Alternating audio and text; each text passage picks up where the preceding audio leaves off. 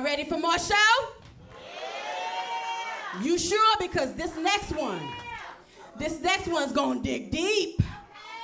So I need you all to be ready. This is one of my baby girls. This is another soul poet. This soul poet right here is gonna bring it. This soul poet right here is so futuristic. Her mind is so advanced and so progressed. Her motto is 2044. You want to know why? You sure you want to know why? I need you to put your hands together and start clapping. I'm going to tell you why. Because we call her Madam Precedent.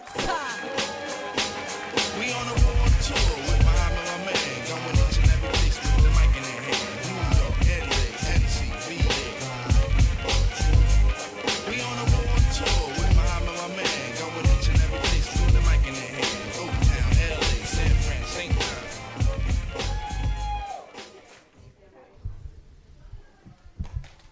How y'all feeling?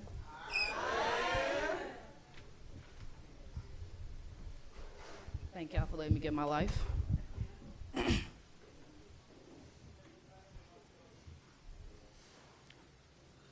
Today, I met a lady boarding a bus with 8 children. As the driver loaded their luggage, her husband kissed her and said his farewells. Amongst the 8 was a little girl, full, dark, thick hair, braided into plaits, and the clearest, richest, most brown skin I had ever seen. Hands no bigger than my palms, and a voice so small that I know the world couldn't hear her. I knew this little girl. She had no innocence beyond her eyes because the world had already stolen that. She had no privilege in her pockets. They were too full with struggle. She was already burdened with poverty and pumped with the sickness of the world like steroids, forcing her to grow up too fast. You see, her experience has been expedited without the cloak of protection. She was born without the cloak of protection that some of our parents desperately wished to cover us in, but came up short like her arms that would reach for help, but came up short like her legs that would be the only thing she has to carry her through this journey, a journey that ends with that sickness either poisoning her, corroding her mind with fear, pumping hate through her heart, corrupting her spirit with pain, or it will turn her into walking courage, an infectious love, a condescending spirit. I know this little girl. Today, I met me. Today, I met my blood. It greeted me with excitement in its arms. It looked at me with familiarity in its eyes. It laughed with me with joy in its heart. It sang with me. It danced with me. It thought with me. So it grieved with me for loss of time, for the aborted birth of our memories, because I was too busy to pick up a phone. So it hurt with me with regret. It exhausted me from running. It reminded me of the strongest bond there is and made me love it unconditionally. There was me in all of them, and there they were in me. It mirrored me. It matched me when I needed something. It reached for. When I inhaled, it exhaled. When I thought it wasn't there, it was. Today, I met my blood, and it bled with me. Today, I met a woman. Well, I was reintroduced to a woman that fed me on her table, that bathed me in her tub, that taught me to fight back on her block. I was reintroduced to Superwoman, and she had no idea that she was my hero. She had no idea that I mimicked the resilience she showed, that I tried to embody her means to be herself at all times, that I've always wanted my own because, baby, people can't have what's really yours until you hand it to them. Well, did you hand your mind over to the illness? Are you no longer yourself without the memories that made you? Are you no longer resilient? Fight this disease like you taught me. Cleanse yourself of this sickness. Starve it because I need you, even though you won't remember. Today, I met my grandmother, but I know we will meet again someday. Today, I met my past. Today, I know my present. Today, I saw my future. Thank you.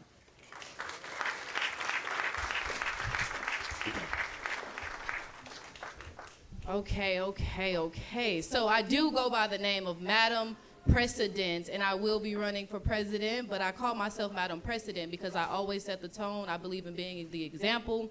My name is Jayla Moore, so my slogan is 2044, vote for more. So when I say 2044, y'all say vote for more. Let's try it. 2044? Vote for more!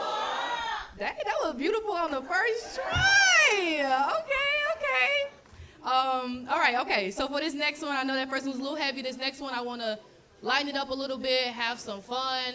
If you hear any references or anything that feels good with you, I want to hear some snaps. Let me hear some snaps. You can even give me some claps, some keys shaking if you got some keys. A lot of y'all had some nice cars out there. Y'all pushing y'all stuff. I know ain't no jangle. I know, okay. Yes, okay. Those are my rules. Just the other day I heard these cliche sets of words. I heard, niggas ain't shit. And I thought to myself, my black man is music. He is the weirdest song I've ever heard, but no doubt he's a songbird, a euphoria of words. He understands my soul, but only in notes, one of the most beautiful hymns God ever wrote.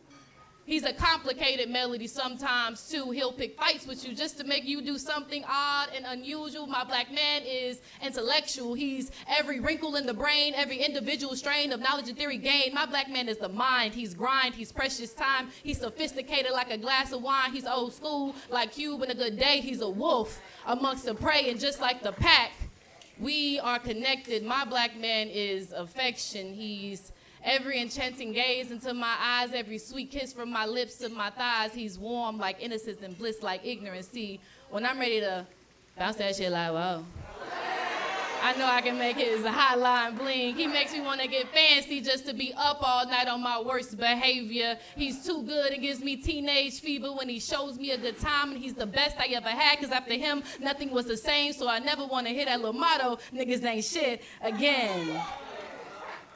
My black man never lets me feel low, because just as soon as I go 2 seconds without a smile, it's his personal mission to go the extra mile to make sure I smile all the while. Y'all holler niggas ain't shit. How? My black man is power. Sharp like an edge, controlled like scissor. He's a king. Stay making moves, and we all watching what he do, because my black man leads. My black man's a shooter. Matter of fact, he is the shotty, the AK, the Glock. Better believe he's posted around the clock, immediate to the scene. No fairy tales and dreams, but protects me like a queen. Royalty. Ride or die side by side. Loyalty. King is his identity. Indescribable is his love for me. My brother, my heart. See, my brother is all of these virtuous things, so I never want to hear niggas ain't shit. Say it to me.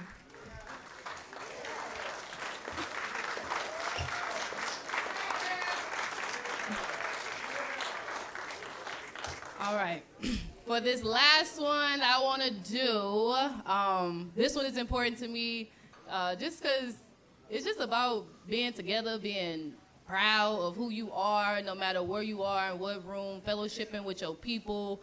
Everybody goes through struggles, and it's about the support that you have during that time, and always taking pride in yourself so that you are connected to your community.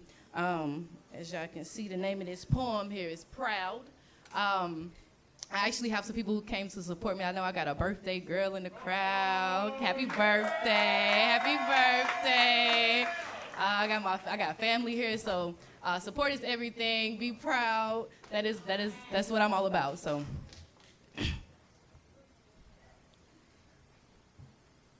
Proud.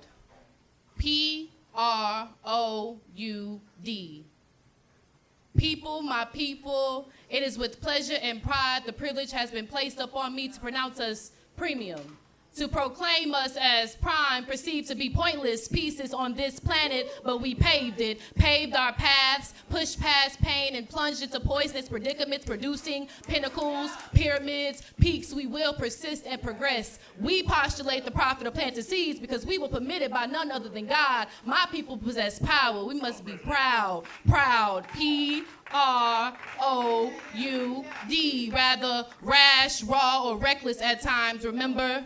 Unreasonable, unruly, rushing into resolution, ready for a road of riddles that is our reality. A ride replete with rhetorical reasoning of self, revolving doors, resistant roadblocks, restless nights, and rude awakenings. Our rehearsals, recitals, rituals have rescued us from rivals. Redeem and reclaim your rates. Render yourselves rampant with righteousness, as we are as rare as rubies and rich with rectitude. We have every reason to be proud. Proud, P-R-O-U-D. Outstanding. outlasting, owning the opportunities. It is ours, only ours, obliged to ourselves, ordering our own opulence, offered only ordinary, but output extraordinary. The odds were never in our favor, open doors were occasional, objectives occluded with obstacles, but we knew it was obtainable. Our occult knowledge ordained from Christ, our being from olfactic to optic is orphic, the omniscient, omnipotent, omnipresent has chosen us. We must be proud, proud, P-R-O-U-D, us. It was us that were unequipped with useful utensils, so we invented them. Unsuited, but unstoppable. Not unfit, but not unable. Undermined, but unexpectedly conquerors. Our umber skin united unequivocally strong. We may always be unnamed, uncelebrated, and our utilities may be unknown, but together we will never be unheard or unnoticed. Uproariously and in unison utter good fortune over our futures. Use us, Lord, as ultimate vessels of your unnatural abilities, as we are unimportant without you, but urgent with you, unstable without you, but unencumbered with you. We are undeniably proud, proud, P-R-O-U-D, down in dark places, driven to delusions, but we dictate doom's defeat. We dance in domination of dog days, depart from discombobulations, disconnect from distractions, discard of demons. Diligent work needs to be done as we diverge into different dynamic directions, but your domain will keep you docked. Deem yourselves deities of any district you may claim. Don't doubt yourselves. Be dangerous. Dare to be distinctly disparate. Damn it. Be proud. Proud. P-R-O-U-D. Thank you. Representing BK to the fuck.